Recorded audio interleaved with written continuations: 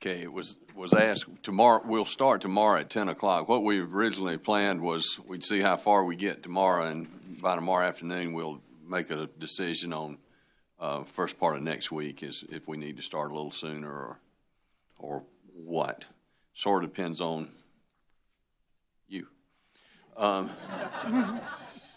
So, ORS. Thank you, Mr. Chairman. Mr. Garrity, to go, I'm going to start with you, Ms. Smith. I promise I won't leave you out, though.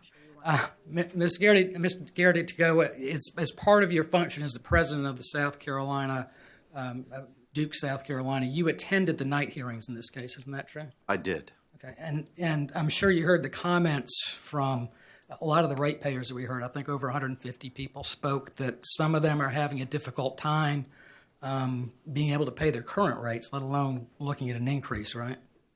I agree. I heard that. But at the same time, Duke you are still asking in this case for customers to pay for items such as team lunches, decorations for office celebrations, and employee coffee. Isn't that true? Yes. Okay. Do you think that it's fair that you continue to these people that can't afford their bills now pay for coffee for your employees? I think it's important that customers, we compete for talent, much like any other company.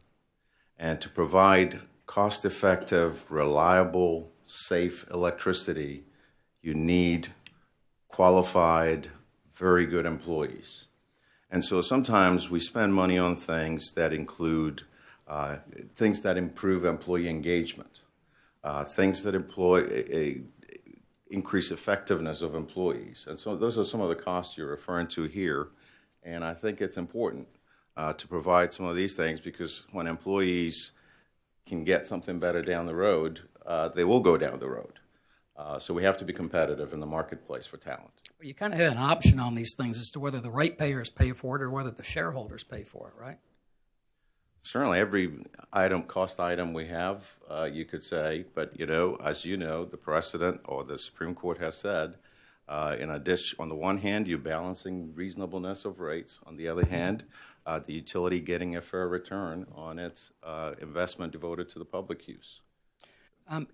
Has the company considered at all the impact, and especially based on the customer comments about difficulty paying, how this may affect the bad debt or the uncollectibles of the company? Have you considered that? I'm not sure I understand the question. Sure. If so many people are saying they can't afford to pay their power bills, isn't that going to drastically increase, or won't that show an increase in the company's uncollectibles? It could, yes. Okay, and then therefore that would then be paid by the other customers, correct? The uncollectibles. Yes. Yeah. Does Duke have any kind of a low-income assistance fund to help some low-income or elderly customers? I mentioned earlier our Share the Warmth program, which includes funding from our foundation, includes contributions from other customers, contributions from employees. Those funds typically are distributed to agencies around our service territory.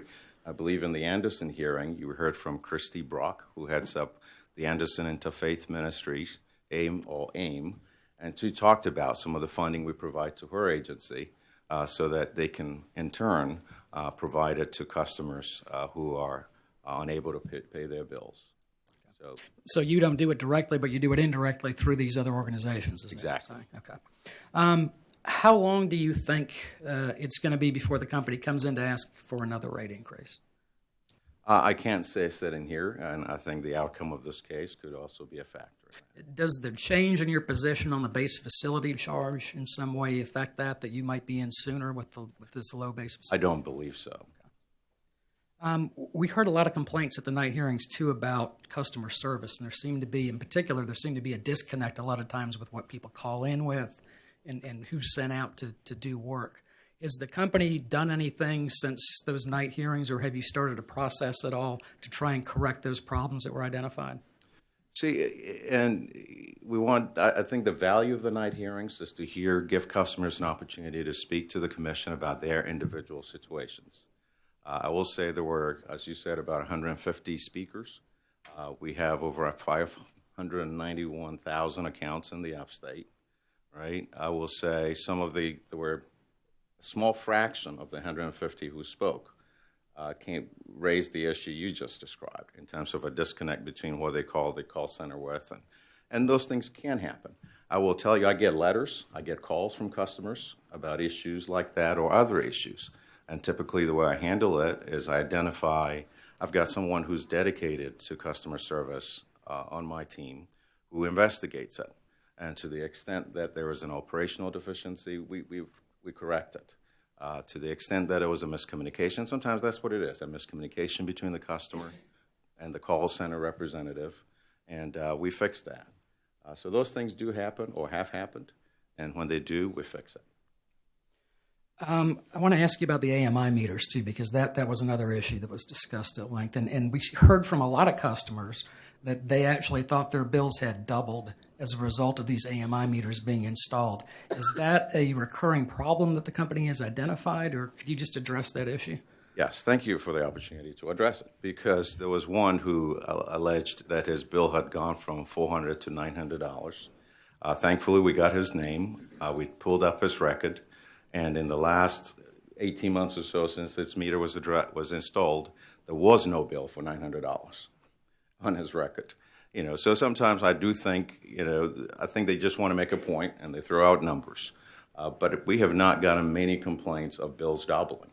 I have an AMI meter on my home, and I can assure you my bill has not doubled. Have you, and I guess as a part of the process of installing these meters all along, was there coordination made, or did you check with other electric utilities throughout the country as far as what impact these meters may have had on their customers' rates? We did reach out to other utilities on the process in terms of how we engage with customers before we roll it out, the continuing education of customers as we roll it out. So yes, we learned lessons from other utilities when we did this. I want to talk for a minute about incentive pay and bonuses.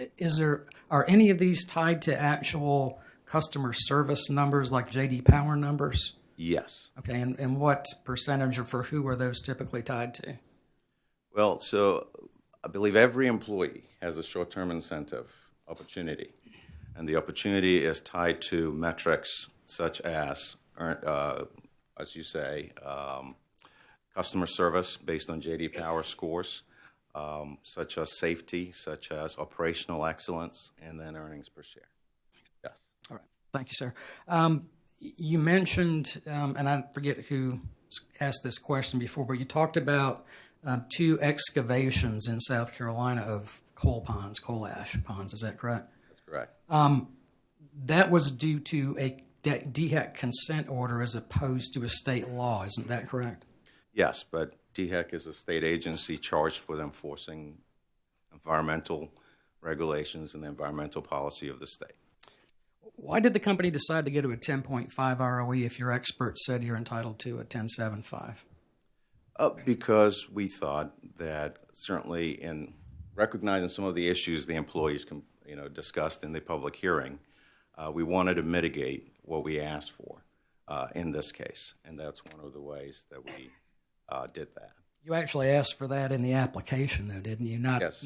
Which was before the night hearings, correct? Exactly, but I'm saying even before we filed the application, we were very conscious of the impact of increasing or raising rates on customers. So it's not the fact that you feel that 10.75 is out of line with any current ROE awards?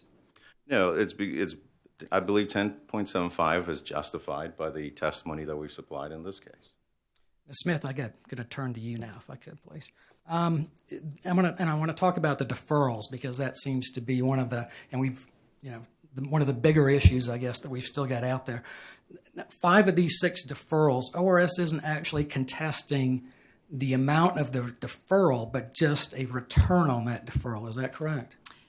That is true. Okay. So, and the 6th one is the coal ash, correct? Yes. Okay. So the issue that we're really talking about here is just that return. And do you have an idea, could you tell me what amount of money we're talking about between the ORS position and the Duke position? About $68 million. Okay.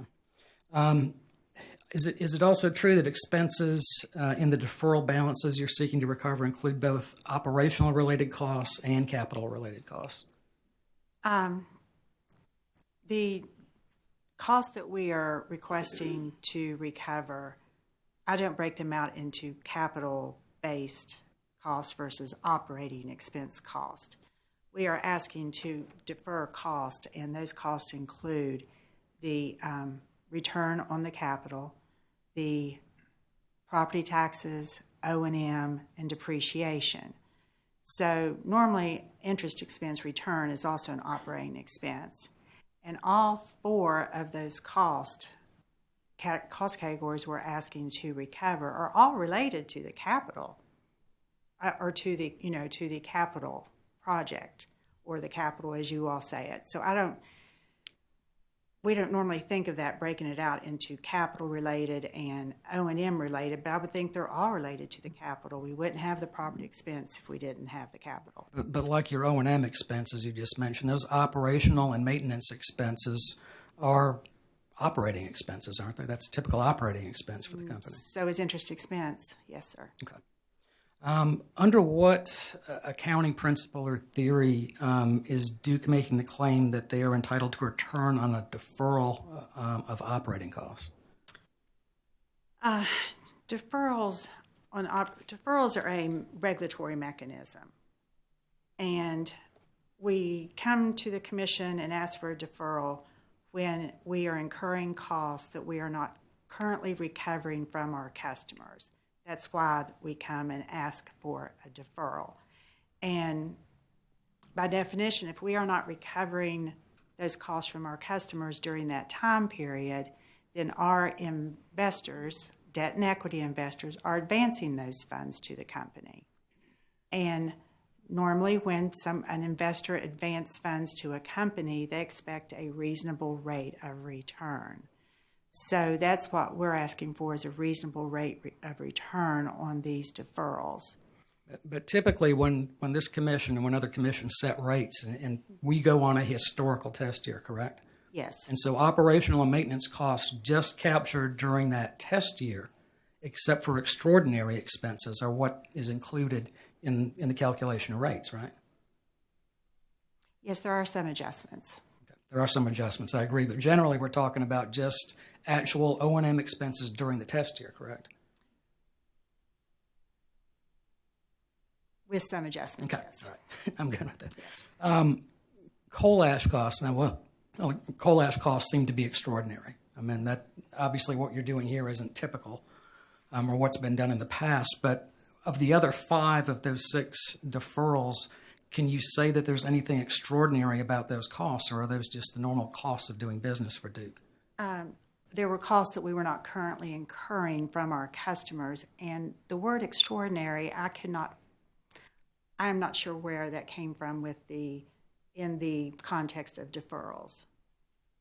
So The company determines when it files a rate case, correct? yes, it does. Okay, and the company also has the option. It's their choice to pick a particular test year too, correct? Yes. Okay.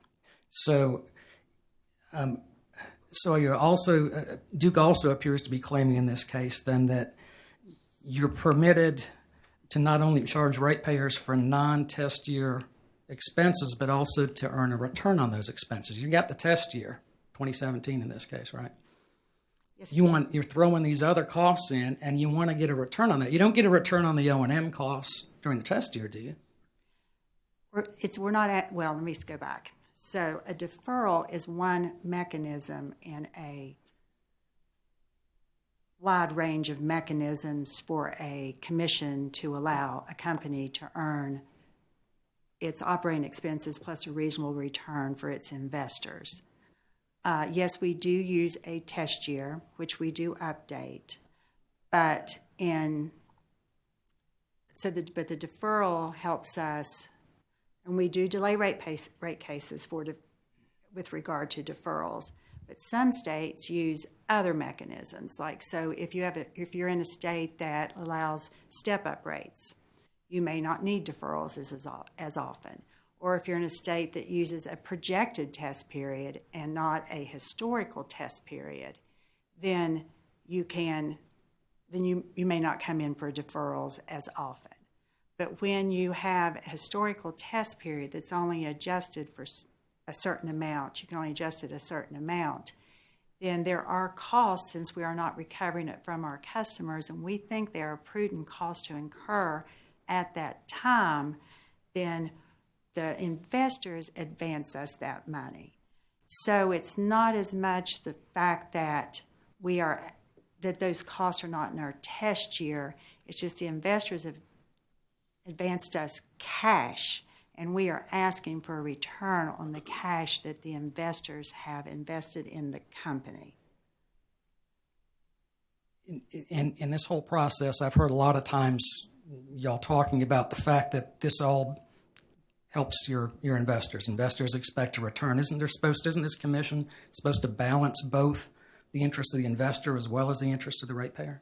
Well, yes, but it's a reasonable return, and currently we don't have a reasonable return. And actually, the ORS witness Purcell says a reasonable return is 9.3%, and our witness Havert, it's 10.75%.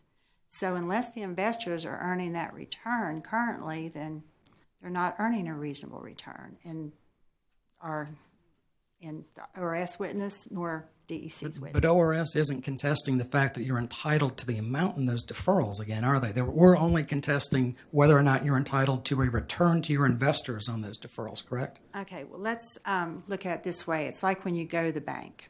You go to the bank, you're going to build a new building, you're a business.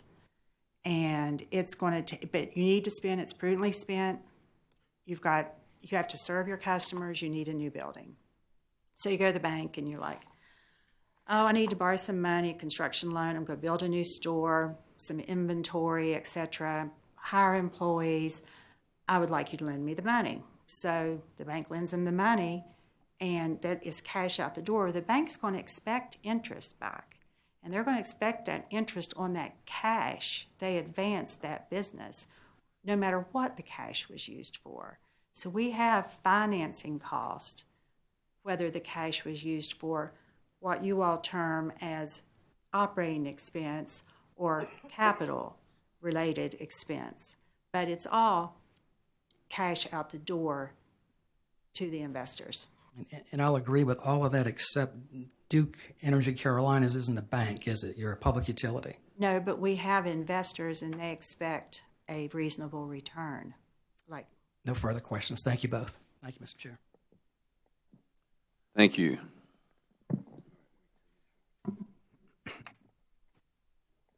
Okay, commissioners, questions? Commissioner Howard. Good morning, both of you. Kate, I was curious, you were at all 3 night hearings. I was, yes. And I guess, and in particular, the night hearing in Anderson, you sat by a young lady named Ann Gaffunda. Yes. And I think her story was probably one of the saddest I've heard, in my opinion. Yes. But she had a light bill of something like $36 a month. She had allocated to pay for her electricity. And at that point in time, we were talking about a $28 basic facility charge. Now that's reduced. But tell me what your take was. Did you have a conversation with her? She sat by you, she said, and I know she did. But did you have a conversation with her, or what was your take on her situation versus other low-income people's situations? Like you, I was very much struck and touched by her story. She has a son. She told me a lot about her personal life and the challenges she faces. She's also got a medical condition that's got her on disability. So she has limited income as well. And I was very touched by her story, and certainly recognized that in that case, somebody with such low usage, in fact, I think she commented on while she testified, and it is true that I said I had never seen such low bills, because I think her monthly usage was probably 248 or so kilowatt hours. And she pulled it up. I showed her how she could pull it up on our app.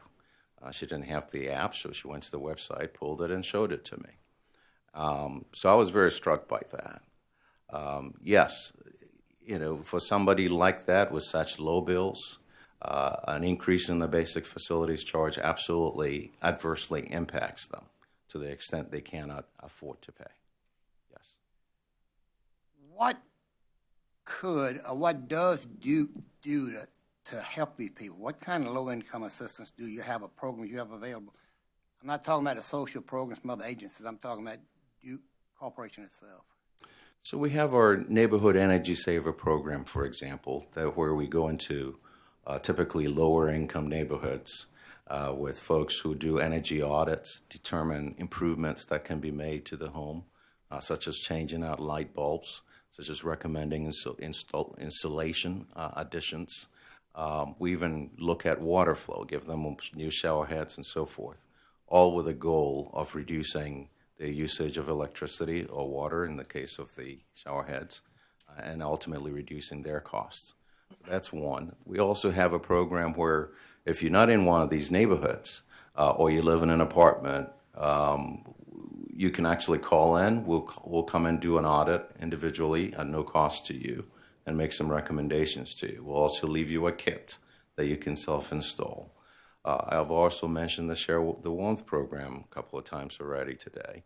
We can refer you to those kinds of programs for assistance. We can also work with you if you have trouble paying your bill on a payment plan, for example. So we have those different initiatives that could be beneficial to low-income customers. Two things, and I know it's done in the water industry a good bit or somewhat, but roundups. Have you considered a roundup program, and what's your mindset or what's Duke's opinion of a roundup program? So after we filed our rate case, one of the things I did do was reach out to various stakeholders.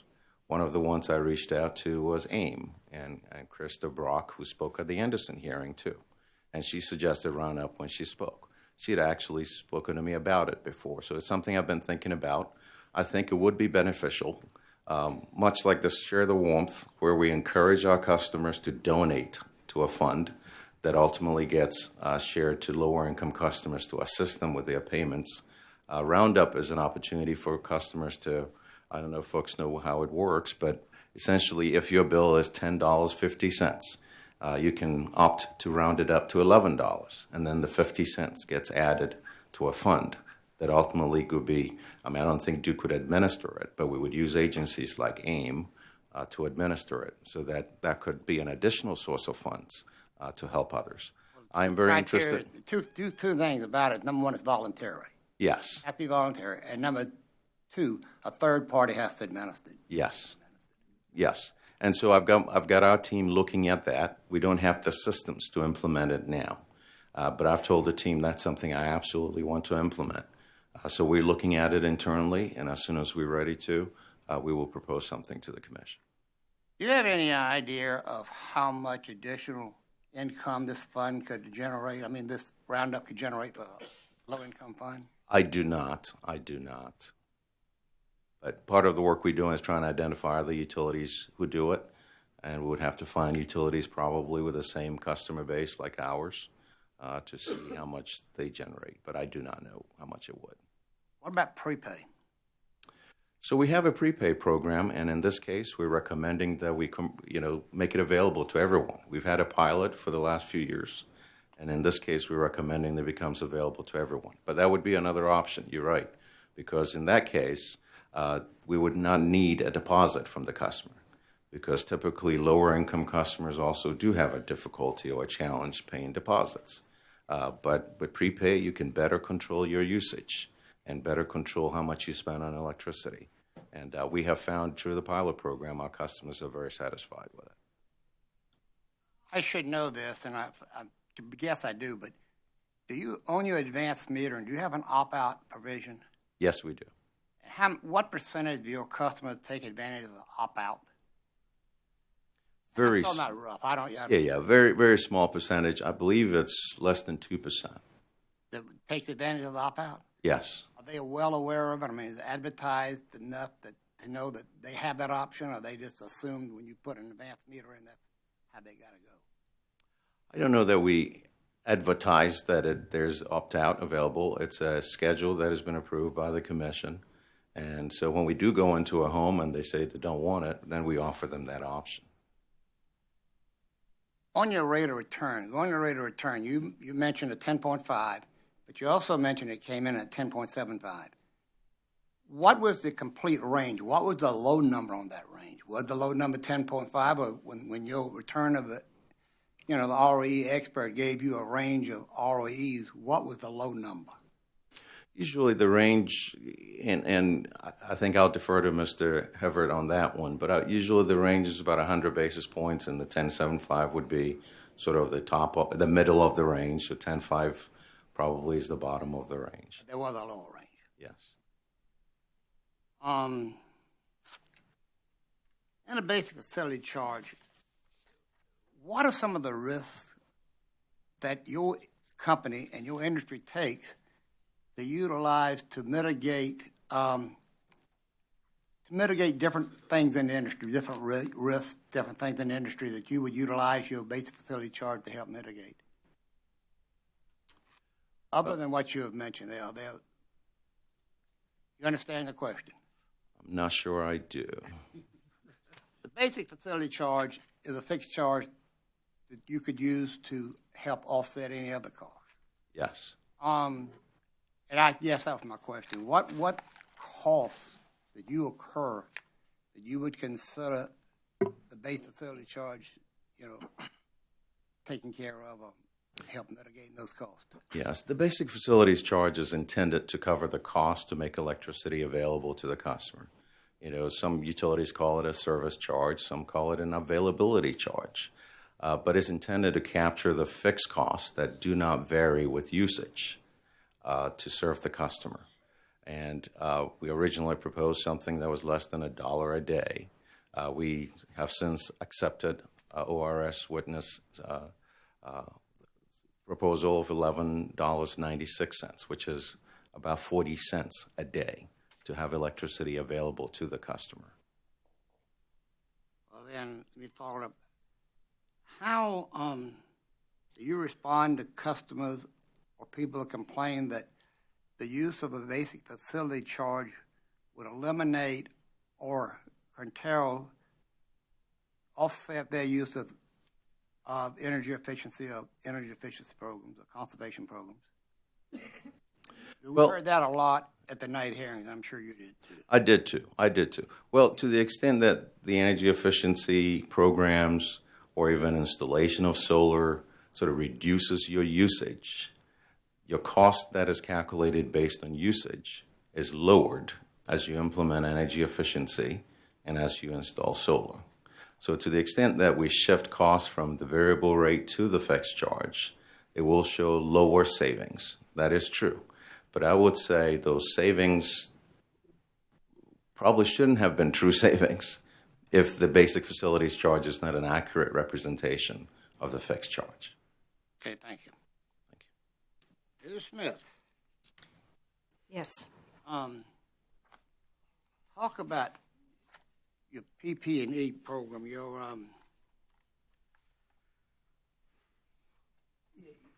EDIC, I think you call it EDIC.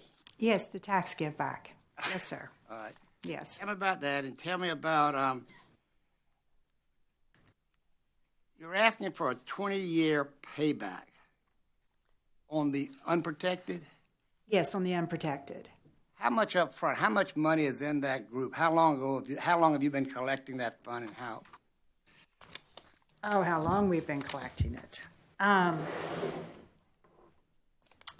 I do not know how long we've been collecting it. It's a tax entry that's made every year. But the unprotected is basically based on property. It's just not the type of property that is considered protected. So it probably is over a longer period of time. But the exact years, I do not know. But I can get you an answer to that if you'd like it. I think. Well, I don't know that I'd understand, to be honest with you. These taxes are very. I thought the tax law was going to make everything simpler, but I'm not too sure about that. Well, tell me you had some other assets, and I think other assets in your non-protected, other assets, yes, plants and all those in the protected assets. Your non-protected assets, you mentioned one thing with regulatory liabilities. What are some other things that would be categorized in the non-protected? The whole regulatory liability of these deferred taxes are all related to a tax impact of some type, whether it's a deferred, like on the, when you buy equipment, you have bonus depreciation. So that creates we owe taxes, but due to bonus depreciation, those taxes will be later because bonus depreciation is only used for tax purposes. So, for example, if you have a asset and it's got a 20-year life, 20-year depreciation, for tax purposes, we could speed up that. Let's say take the whole thing, 100% the first year. Well, that delays the payment of taxes. So we put the regulatory liability on the books because eventually we're going to have to pay those taxes. Just not right now because the tax law allowed us to take bonus depreciation. So that is one category. So it's basically timing differences between when the tax is incurred or the cost is incurred and we have to pay the taxes. It's what causes all the different tax liabilities, or sometimes you have a tax asset. You can have either. Thank both of you very much. Appreciate your answers. Thank you. Commissioner Belzer. Good morning. Good morning. Morning. Let's see. I've got so many notes written here. Ms. Smith, I'm going to start with you if you don't mind. Okay.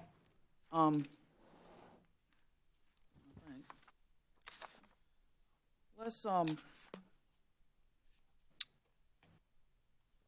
page 23 of your direct testimony, you referenced the North Carolina Commission's order. On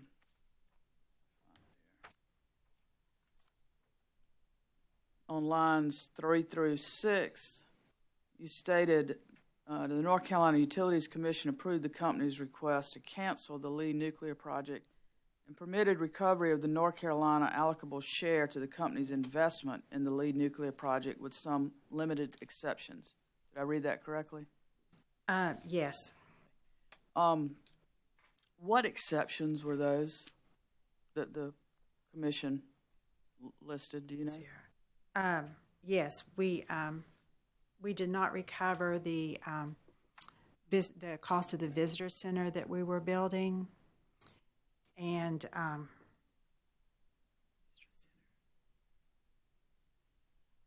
think that was it, the visitor center, and we did not get a return on the amortization period. So plural exceptions, there are only 2? Yes. Oh, and yes, that's true. Oh, and the non-depreciable land cost we removed. Okay. We removed those ahead of time. Okay. And I think you discussed that with Mr. Elliott, is that correct? Yes. Are you, I think Mr. Gardy Tago talked about the prepay. Are you familiar with that program? Actually, I am very familiar with prepaid. A prior job. Okay. We heard some discussion about getting a return on deferrals. But if y'all have customers that are prepaying, and I understand that it's something that might be started, is there going to be interest accruing on those customers' funds that need to be credited somehow? Actually, I think the majority of the customers that are going to use the prepaid account are going to use it like they set up what we're expecting. I'm not sure if this is what is occurring or not, but it'll be more likely low-income customers who can only pay like $50 at a time. So they'll put $50 on it and then use that $50 worth. And then So it allows them to just pay maybe twice a month or 3 times a month. Yeah, or 3 times a month. One bill in arrears. Yeah, and I think, too, I was in the customer world for a while. I think a lot of customers, to go out and borrow from a neighbor a $200 deposit is very hard, but they might be able to go out and borrow $50 to put on their prepaid account. So I think it really helps the low-income customers. I don't think people would be putting large amounts on it. Okay. I just hear money coming in from the customers, and I'm trying to figure out what's going on. Now, we do pay money on our deposits. Well, that's Pay interest required. Yes, by it is required, but regulation, is it not? it is done, so. I think that's it right now. I may come back to you, though. Okay. Mr. Gardy-Toga, it's good to see you this morning. See you too. Thank you. I did see you at the night hearings, and I have some questions, too, about the smart meters. And if you are not the appropriate person to answer those, I'd appreciate you letting me know who can discuss those with me, if you don't mind. Okay. First of all, there were I say a number, but for a night hearing, several people that complained about the AMI meters. And you mentioned checking the bill of the one gentleman that indicated the 900. Did y'all check on any of the other customers that indicated that their bills had increased substantially after the installation of the smart meter? I don't know if we checked all of them, but there were, as you know, we had a team in the room, and customers who wanted to engage with us, we engaged with. And if they had billing questions, we had somebody on the spot who could check that. But I have not verified that every one of them was checked. You don't have any results of any of those conversations today? I do not, except for that one case that seemed pretty egregious. So. There were a couple of people that indicated that installations may have been faulty. Do you know if y'all have followed up on those? Yeah, so the one I did follow up on, and which I mentioned before, I think he made one of those. That was one of his complaints, and we did check on that. As I recall, there was an issue, an electrical issue, that caused his, he said, his strip heat to come on, but I think the heat pump ended up going into auxiliary heat. So it was an electrical issue. I'm not sure it was directly as a result of the AMI meter being installed, but it was an electrical issue at the home that caused that to happen. I'm not familiar with the operations of these meters, but is there a factor that has to be coded into the meter as far as reading and calculating usage? I'm just wondering if there could be a factor input that might have created some issues with billing. I do not know that, but I doubt it. I mean, I think, the regulations allow customers to request meters to be tested, I believe, once a year. And so I think there are some who've called and we've come out and tested their meters. Okay. I don't think there's any adjustment factor in the meter itself, but I don't know if we have any witnesses remaining who can speak to that, but maybe counsel can help me there in terms of who the best witness might be. Well, maybe I'll hear something later on. Yeah, I think Jay Oliver was excused. And can I add, too, that there's also a meter testing program that the company has to go through every year, and we have to test so many of our meters, and they have to be within a certain parameter. And so these would fall under that testing. Plus, I think we understand they're all tested before they're put into. Commissioner Howard asked you about the opt-out. Are customers notified far in advance that their meter is going to be changed out so that if they wanted to opt out, they could? Yes. And I believe that there is a monthly charge to those customers because you have to send a meter or somebody out to check the meter and they're not read remotely or however the smart meters are read. Correct. Let's talk just a second about the eliminating the charges for the credit cards or convenience fees. Yes. The company would still have to pay those fees. Is that correct? Yes. And how would the company collect the fees? Would it just be spread out over all the customers rather than just those customers? Exactly. That's what we're proposing in this case. Credit card or debit card? Okay. All payment channels would be free. What cost savings does the company experience from having more customers use credit cards? We don't experience savings. We experience costs, which is what we're trying to... Well, currently, when bills come in, somebody's got to get the mail. Somebody's got to open the mail. Somebody's got to process the check. If checks are bounced, there are going to be late fees and charges that somebody has to deal with on that. You got to run them down and get another or put it back on the bill. But if somebody's paying by credit card, and you expect the numbers to increase potentially, do you not? We do. You don't have to worry about chasing somebody down for a late fee or anything. So are there not going to be some savings, the more people you can shift over to credit cards? Well, I can say. I know we're talking 500,000 customer accounts here in South Carolina, but Yeah, and I'm not sure we'll get 100% adoption, at least not immediately. But we have not determined if there will be any savings. let's see.